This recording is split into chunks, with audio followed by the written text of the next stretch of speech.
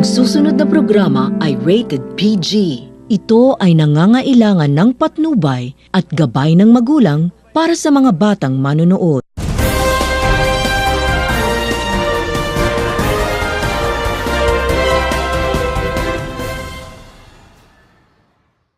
In accordance with the recent Batangas oil spill, a decade ago on August 11, 2006, one of the worst oil spill in the Philippines happened on Guimaras, known as the Guimaras oil spill, and to be reported further by Ms. Ventura.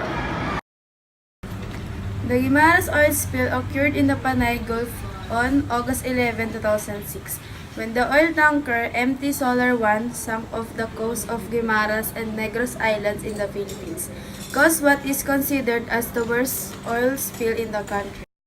It is carrying more than 2 million liters of bunker fuel, which sank during a violent storm off the southern coast of Guimaras at around midnight. 500,000 liters of oil to pour into the Gulf that traveled up through the Guimaras Strait and Iloilo Strait. A villager from Barangay La Paz died after inhaling the fumes of the oil sludge caused him to contract cardiorespiratory disease, and 2 sailors from the ship were also reported missing. Guimaras Strait is considered a rich fishing ground that supplies most of the demand for the entire country, so a lot of marine sanctuaries and mangrove reserve are affected. The spill damaged Tacloban Island National Marine Reserve, a marine sanctuary for feeding and breeding ground for fish and other species. The disaster may have damaged the reefs and mangroves, scarring the ecosystem and causing seafood yields to significantly decrease, and this will greatly impact the livelihood of the fishermen, mostly living in poor conditions.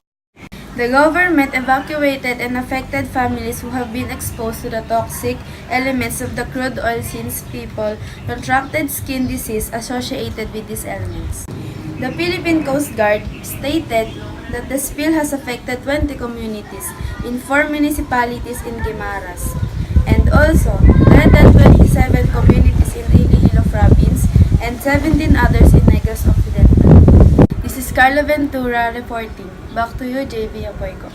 Thank you, Ms. Carla Ventura. Now we have Mr. Jello Martinez, the local government worker. Hi, my name is Jello Martinez, and I am a local government worker reporting. The spill damaged in Tacloban Island National Marine Reserves, a marine sanctuary for feeding and breeding ground for fish and other species. Disasters may have damaged the reefs and mangroves, carrying this ecosystem and causing seafood yields to significantly decrease, and this will greatly impact the livelihood of the fishermen, mostly living in poor conditions.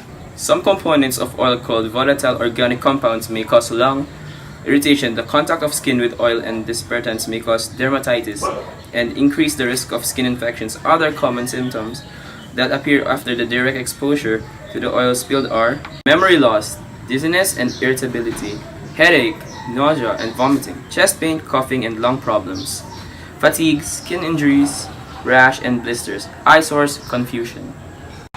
Oil pollution affects the local residents in various ways, and this way develop various forms of psychological or physical conditions. Some of the most common are emphysema, heart problems, DNA alterations, neurological impairment, post-traumatic stress disorders, stomach illness, genotoxicity, and endocrine toxicity.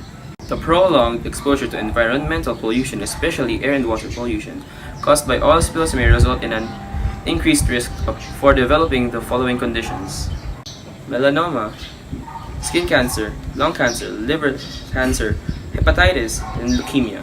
Based on what I have said, the level of disease will depend on how much exposure the residents are in the oil spill.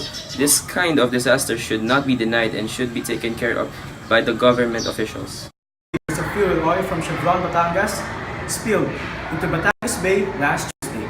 Reporting on the actual site, Ali Bautista. Thank you, Daniel Arboleda.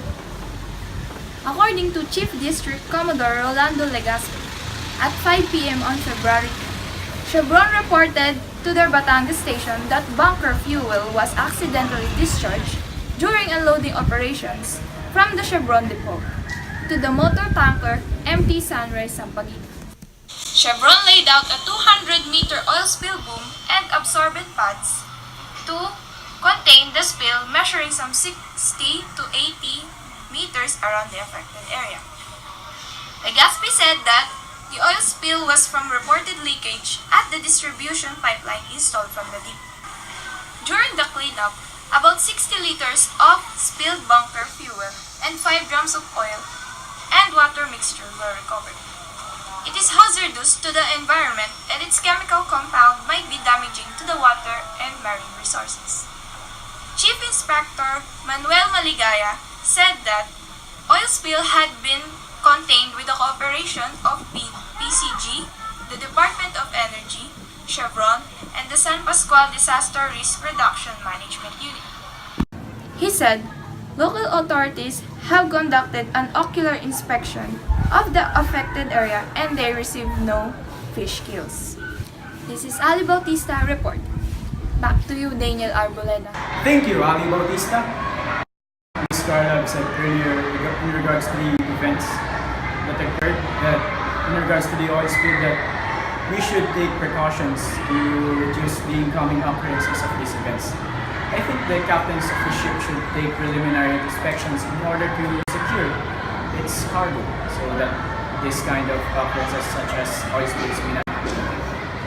I agree with you, partner. You know, if an oil spill happened, it could also affect our marine wildlife and it could also affect the residents living near the affected area. Yes, very true. Because of the oil spill, the quality of fish may go down due to the chemicals that the fish may intake due to the oil spill. And you know, partner, if a oil spill happened in a popular tourist spot in a country, it could lose its gross income. Yes, that is also true. So we should really take care of our environment as soon as possible. That's all for tonight. Again, I'm JB Apoico. And I am Daniel Arboleda. And this is 24 Hours Action Patrol. Good night.